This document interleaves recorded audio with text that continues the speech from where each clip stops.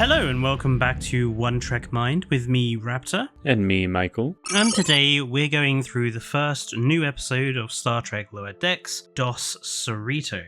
And it's a pretty relaxed new episode. Two separate stories going on, really. One involving Tandy and the pirates that she's working with. Or Orions, I suppose it's stereotypical of me to call them pirates, isn't it, really? I mean, they are pirates, at least in this particular case. They are pirates. And back on the Cerritos, we have a storyline involving quantum duplicates from another reality who are all slightly different to the conventional crew. So, on the Cerritos side, they locate this rift in space. Freeman is expecting a new group of ensigns to arrive that are being placed under her command, and she's kind of nervous about it. Which is basically what this whole episode is really about, or their side of the episode. It's about her learning how she wants to be with these ensigns. The Cerritos gets pulled through this quantum fissure, which apparently are happening more often than normal, so I don't know if that's going to be a running sort of anomaly that we're going to experience throughout this season. Could have just been a one-off line, like a little gag, but maybe it's indicative of something else. And they end up encountering a duplicate Cerritos where everyone is a little bit different, and Freeman is in charge of the ship, not her mother.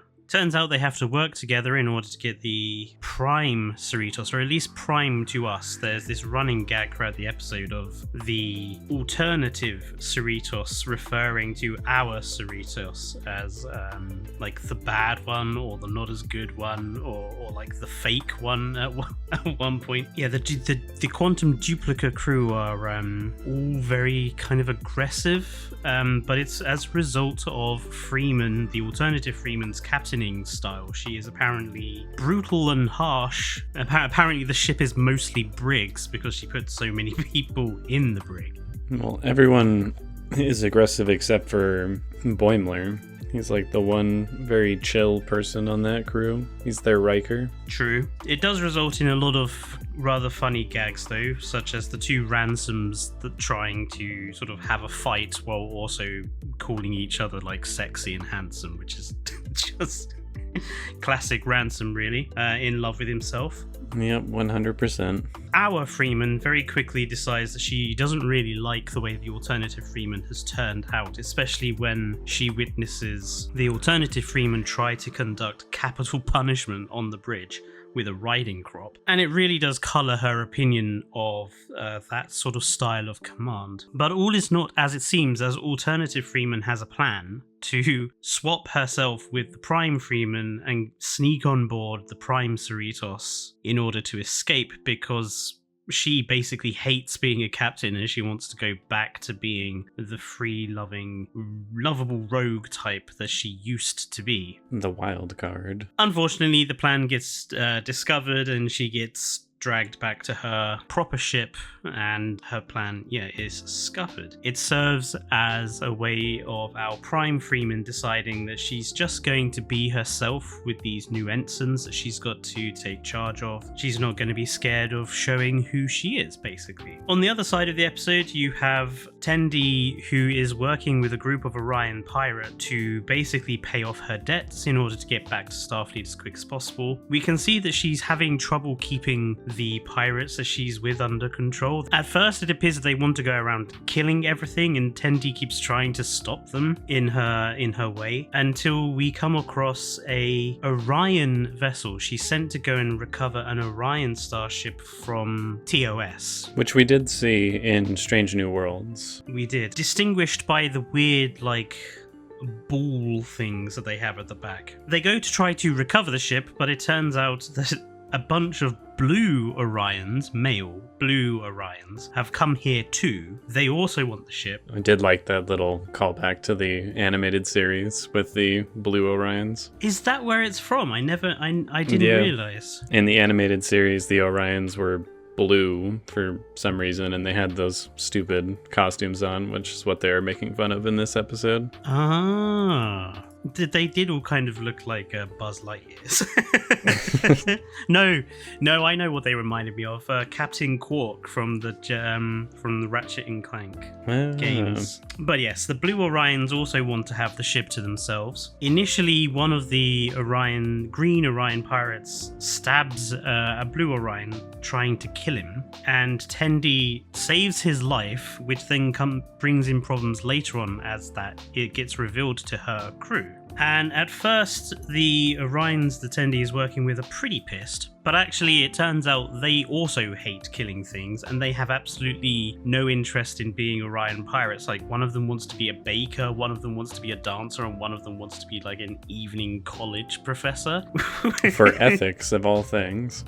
For ethics of all things. Tendi decides to help them get to those goals and also stop the Blue Orions by using laughing gas to knock them unable to defend themselves, which works brilliantly. And you said they should have done that in Strange New Worlds? Yeah, instead of doing the super soldier serum to get like a really drawn out punch up kind of scene, I think it would have made a lot more sense for the two Doctor characters to utilize the medical facility that they're in to do something just like this, where they release a gas or some sort of chemical compound to gain the upper hand. I mean, here we got both. Like, they used this laughing gas and they got to do the punch up, which they could have done in Strange New Worlds. I just think it was a smarter way of doing that. It is one of those Star Trek things where I feel like they don't ever... Like, there's lots of situations where they could use, like, the ventilation system on starships to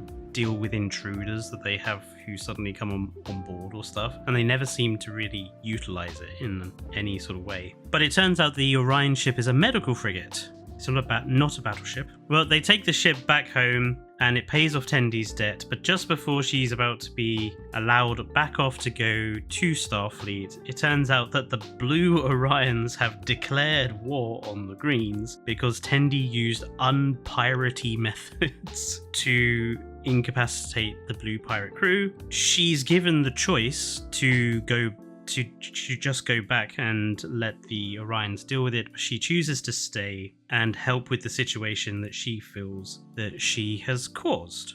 Which kind of surprises me. I thought for sure they'd get her back to the Cerritos, like, as quickly as humanly possible. So yeah, Tendi is going to be obviously off the ship for at least another episode.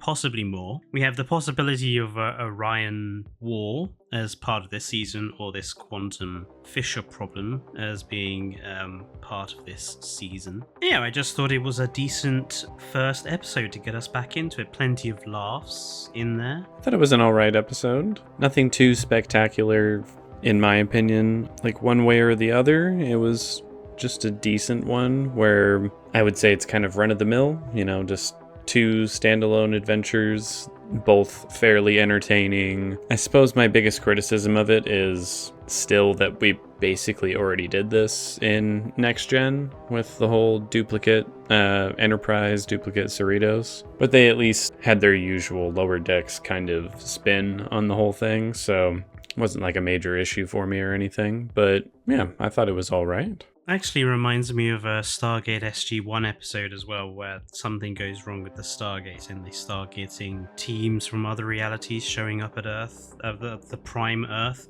and one of the teams is like a Dark Mirror Universe-esque version of them, and they basically do the same thing, like they backstab our Prime Stargate team, and the Prime team has to outthink themselves, and it's quite a funny episode, that one. As well, I always like that one. So yeah, I've seen this elsewhere too. But yeah, I agree. It's a fairly decent double arc first episode. Some nice references in there. The Orion Interceptors from Enterprise. I always loved those ships, so glad to see them back. The fight with the Borg cube in the starting credits has become completely insane, with now Vija and Apollo's hand from the original series showing up in the beginning.